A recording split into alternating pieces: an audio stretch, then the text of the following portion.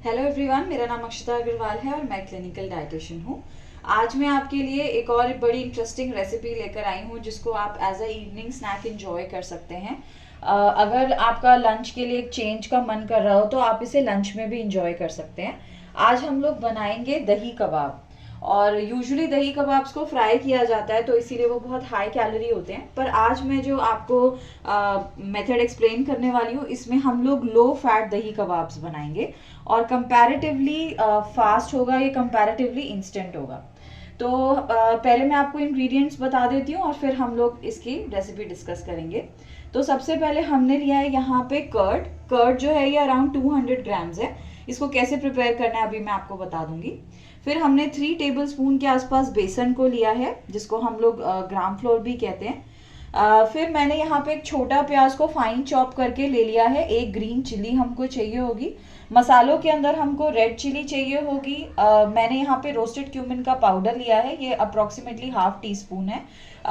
मतलब आप अपने टेस्ट के अकॉर्डिंग सॉल्ट ले सकते हैं। और ये 1 टीस्पून यहाँ पे चाट मसाला लिया है। ये जो है ये होममेड पनीर है। ये घर पे ही मैंने टोन मिल्क से बनाया है। ये हम लोग बाइंडिंग के लिए डालेंगे, इतनी क्वांटिटी की ज़रूरत नहीं पड़ेगी, अंदाजे से लगभग 50-60 ग्राम्स ये डलेगा। जो आटा ब्रेड होती है उसको मिक्सी में ग्राइंड करके मैंने ये ब्रेड क्रम्स प्रिपेयर करे हैं, इसकी हम कोटिंग करेंगे कबाब्स के ऊपर।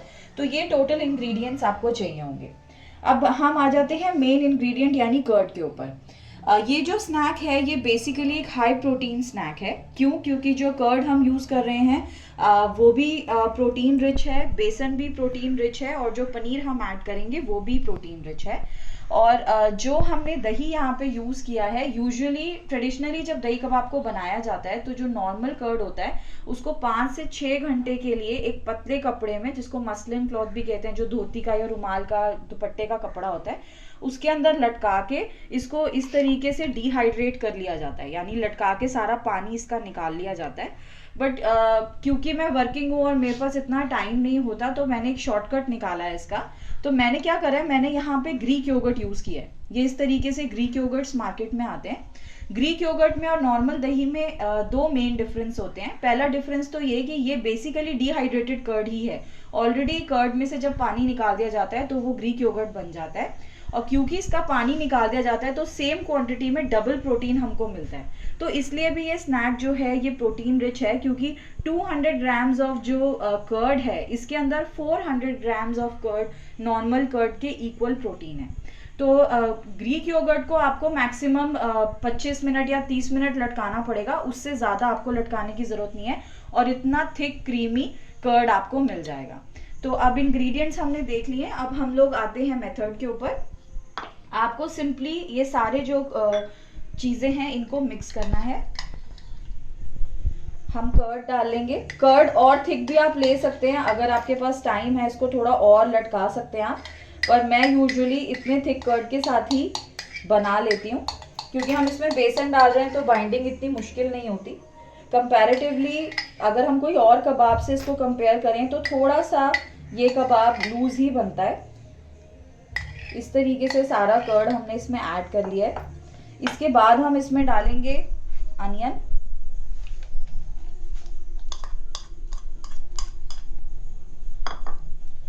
उसके बाद हम इसमें डालेंगे बेसन, थोड़ा सा हम इसके अंदर पनीर ऐड कर रहे हैं, 50-60 ग्राम्स के आसपास होगा। ये एक तो बाइंडिंग के लिए बहुत अच्छा है, प्रोटीन कंटेंट आपका इंक्रीज करता है। पनीर के साथ यूजुअली लोगों को फैट की प्रॉब्लम आती है, इसलिए मैं घर पे टोन मिल्क से इसको बनाती हूँ, तो वहीं पे हमने फैट परसेंटेज आधी कर दी। जो बाहर से आप पनीर लाते हैं वो 6% मिल्क जो होता है फैट वाला, यानी कि जो फुल क्रीम मिल्क होता है उससे बनाया जाता है। जो टोन मिल्क होता है या काऊ मिल्क होता है वो 3% फैट होता है। क्योंकि हमने उसको यूज़ किया तो हमने ऑलरेडी यहाँ पे फैट की क्वांटिटी कम कर दी है। नेक्स्ट हम इसमें डाल रहे हैं ग्रीन चिली। ग्रीन चिली आप हाफ भी डाल सकते हैं, मुझे थोड़ा सा स्पाइसी पसंद है तो मैं पूरी चिली यूज़ करूँगी। आप अपने अकॉर्डिंग इसको कम ज़्यादा कर सकते हैं। कर्ड जो होता है वो प्रोबायोटिक होता है नेचर में, तो आपके स्टमक के लिए बहुत अच्छा है। जिन लोगों को बहुत हाई प्रोटीन फूड सूट नहीं करते, उनको इनडाइजेशन हो जाता है, दही कबाब उनके लिए एक बहुत अच्छा ऑल्टरनेटिव है। जो इसमें नेक्स्ट हम डालेंगे वो हम डाल रहे हैं थोड़े से फाइनली चॉप्ड, मैंने यहाँ पे जिंजर यूज़ किया है। आप जिंजर की क्वांटिटी भी अपने अकॉर्डिंग कम ज़्यादा कर सकते हैं। थोड़ी सी यहाँ पे हम लोग रेड चिली डाल रहे हैं, then cumin powder, salt and chaat masala. अब इन सब चीज़ों को हम एक बार अच्छे से मिक्स कर लेंगे।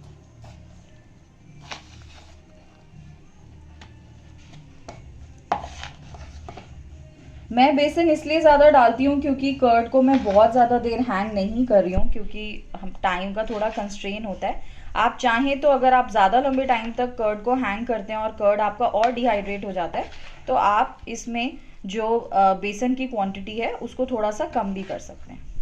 इसको अच्छे से थॉरोली आपको मिक्स करना है। तो अब इस तरीके से जब आप देखेंगे ये मिक्सचर इस तरीके से बन जाएगा, थोड़ा सा थिक बन गया है जैसे हमें चाहिए। तो थोड़ा सा क्लमजी मेथड है, पर believe me it's worth the effort. तो थोड़ी सी क्वांटिटी, जितना भी आप साइज रखना चाहते हैं कबाब का, आप इस तरीके से जो आपका ब्रेड क्रम्स है उसमें इसको डालिए। इसको पूरी तरह से चारों तरफ से राउंड कर लीजिए, और जब ये हो जाए तो फिर हल्का हल्का प्रेस करके जो भी शेप आप अपने कबाब को देना चाहते हैं उस तरीके से दे दीजिए। अब देखिए, इसको बनाने के 3 मेथड्स हैं। या तो आप इसे एयर फ्राई कर सकते हैं, जैसे कि मैं करूँगी। आप इसे ओवन के अंदर, जो आपका माइक्रोवेव है उसके अंदर आप इसे बेक कर सकते हैं, या फिर आप इसे तवे के ऊपर, जो नॉनस्टिक तवा होता है उसके ऊपर थोड़ा सा ऑयल डाल के, जैसे हम टिक्की बनाते हैं उस तरीके से भी आप इसको बना सकते हैं। तो अगर आप टिक्की की तरह इसको बनाएंगे तो इसको थोड़ा सा थिन रखिएगा ताकि ये अच्छे से कुक हो जाए। वैसे तो इसमें सब कुछ ऑलरेडी ऐसा है जो कुकड ही है, बट क्योंकि हमने बेसन भी यूज़ किया है तो किसी भी तरह का इनडाइजेशन अवॉइड करने के लिए आप इसे इस तरीके से पतला पतला टिक्की की तरह शेप दे सकते हैं। तो ऐसे ही करके आप अपने सारे कबाब्स को शेप दे दीजिए। दही के बारे में एक और चीज़ मैं आपको यहाँ पे बताना चाहती हूँ।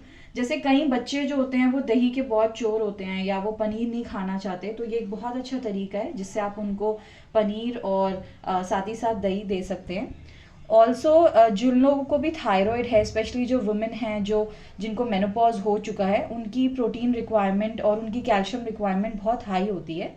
तो ये जैसे प्रोटीन का तो अच्छा सोर्स है ही, पर ये कबाब जो हैं ये कैल्शियम के भी बहुत अच्छे सोर्स हैं, क्योंकि इसके अंदर हमने दही का भी यूज़ किया है, पनीर का भी यूज़ किया है, दोनों मिल्क प्रोडक्ट्स हैं, और बेसन भी हमारा कैल्शियम में बहुत रिच होता है। अब क्योंकि ये कैल्शियम में रिच है, तो एक और चीज़ आपको ध्यान रखनी है कि ये जो कबाब्स हैं इसको आप चाय के साथ मत लीजिए, क्योंकि चाय का जो टैनिन कंटेंट है वो इसका जो कैल्शियम है उसको एब्जॉर्ब नहीं होने देगा। तो हम जो इसका न्यूट्रिशन ले सकते हैं वो हमारा रह जाएगा। तो इस तरीके से आप इसे आराम से शेप दे पाएंगे, क्योंकि हमने इसमें बेसन यूज़ किया है और हमने इसमें थिक कर्ड यूज़ किया है, तो आपको बिल्कुल भी प्रॉब्लम नहीं आएगी। अब कर्ड के बारे में एक और चीज़ आपको मैं बता देती हूँ, क्योंकि मैंने ग्रीक योगर्ट यूज़ किया तो इसलिए मैंने 200 ग्राम्स यूज़ किया है। पर अगर आप सिंपल कर्ड को हैंग करेंगे 4 to 5 आवर्स और उसको यूज़ करेंगे तो आपको थोड़ी सी क्वांटिटी ज़्यादा लेनी है। तो आपको 350 ग्राम्स के आसपास लेना है, क्योंकि काफ़ी तो पानी उसमें से निकल ही जाएगा। तो जो आपका एंड दही बचेगा वो 250 या 200 ग्राम होना चाहिए फॉर दिस रेसिपी। तो उस हिसाब से आपको लेना है। तो 350 ग्राम्स ऑफ रेगुलर कर्ड आप ले सकते हैं। उसमें भी आप ट्राई कीजिए कि जो कर्ड आप यूज़ कर रहे हैं वो प्रोबायोटिक कर्ड हो। प्रोबायोटिक कर्ड हर कंपनी का आपको मिल जाएगा, जो भी आप अपनी कंपनी यूज़ करते हैं उसी कंपनी का प्रोबायोटिक वैरायटी भी आती है। प्रोबायोटिक कर्ड्स जो होते हैं वो डाइजेशन को एनहांस करने के लिए स्पेशली बहुत यूज़फुल होते हैं, और अगर आपको माइल्ड इंडाइजेशन रहता है तो प्रोबायोटिक कर्ड स्विच करके नॉर्मल कर्ड से आप देखेंगे कि आपके डाइजेशन में आपको बहुत फ़ायदा हो रहा है।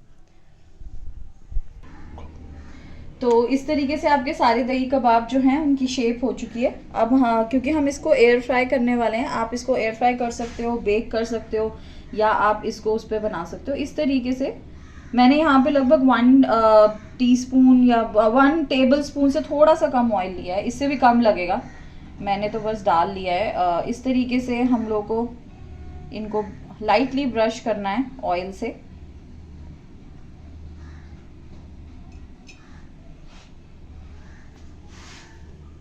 आप इसे जब तवे पे बनाएंगे तो जिस तरीके से हम टिक्की बनाते हैं थोड़े से ऑयल के साथ आप इसे नॉन स्टिक पे बना सकते हैं।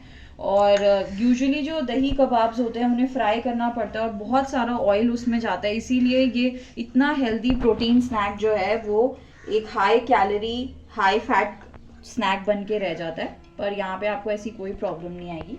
इस तरीके से इसको दोनों तरफ से हम लोग ब्रश कर लेंगे ऑयल से। जो एयर फ्रायर की बास्केट होती है वो कुछ इस तरीके से दिखती है। मैं यूजुअली थोड़ा सा बेस में भी ऑयल लगा देती हूँ, पर ये ऑप्शनल है, आप नहीं भी लगाएंगे तो भी कोई प्रॉब्लम नहीं है। आप इसमें बटर पेपर रख के उसके ऊपर भी दही कबाब्स को रख सकते हैं। तो इस तरीके से हम इसके अंदर अपने कबाब्स को प्लेस करेंगे।